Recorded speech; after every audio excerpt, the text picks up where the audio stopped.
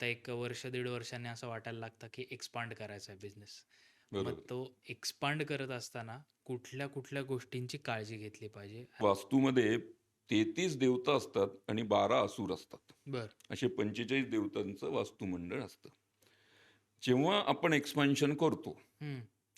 समजा आपण साऊथकडे जमीन घेतली, तर त्याचे कॉर्नर्स आहेत ना, हे हां. बदलून जातात. त्या 45 देवताची पोझिशनच पूर्ण बदलून जाते. बदलते. कारण की ओके. ती एक्सपांड केलेली असते. करेक्ट. आता समजा ही खोली आहे. इथं आपण काम करतोय आणि मागे दक्षिण दिशा आहे हं, आणि शेजारच्याचा दुसरा कारखाना आहे. त्याची हं. मात्र ही उत्तर दिशा होती.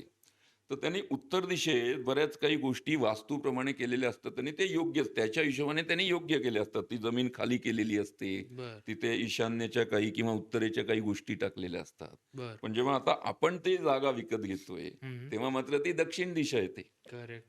त्यामुळे ते परस्पर विरोधी तत्व होतं आणि ते चुकीच्या ठिकाणी आल्यावर मग तुम्हाला हे असं ई-एम-आय न जाणं बँकेचं हं, किंवा क्लायंट न येणं किंवा कामगार सडनली सोडून जाणं, हं. मशिनरी बंद पडणं, अशा बऱ्याच गोष्टी एकामागून एक होत जातात. बरं. त्यामुळे तुम्ही नवीन एक्सपांड करताना त्याचे जसे चेंजेस होत आहेत, हं, हं. त्याप्रमाणे एकतर ट्रीटमेंट करून घ्यायला पाहिजे किंवा तुमच्या पोझिशन्स ह्या बदलल्या गेल्या पाहिजे. ओके. म्हणजे हे खूप महत्त्वाचं असतं.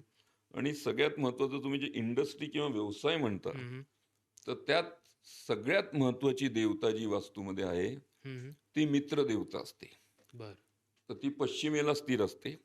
म्हणजे वरुण आणि पुष्पदंत यांच्या पुढे मित्र देवता असते. बरं. ती पश्चिमेला स्थिर असते. ही मित्र देवता ना सगळ्या देवतांना कंट्रोल करत असते. त्यामुळे हे एक्सपान्शन करताना आपण लक्षात ठेवलं पाहिजे, की आपलं वॉशरूम जे आहे, ते हं. पश्चिम दिशेच्या बरोबर मित्र देवतात येत नाही ना, पूर्वेकडे येत नाही ना, हां. ब्रह्मस्थानात येत नाही ना किंवा नैऋत्य दिशेत उगीचच खोल खड्डा वगैरे होत नाहीये ना. हं, हं, हं. अशा बऱ्याच गोष्टी छोट्या-छोट्या आपण बघितलं पाहिजे. ईशान्य दिशा पण जड होत नाहीये ना. हं. म्हणजे तिथे काय आपण बांधकाम केलंय का ईशान्य दिशेला? बरं. त्यामुळे ईशान्येच्या पण शिखी, पर्जन्य अशा देवता डिस्टर्ब तर झाल्या नाहीये ना. ओके. तर ह्या काही गोष्टी एक्सपान्शन करताना हा लक्षात घेतल्या पाहिजे. केलाच विचार केलाच गेला पाहिजे.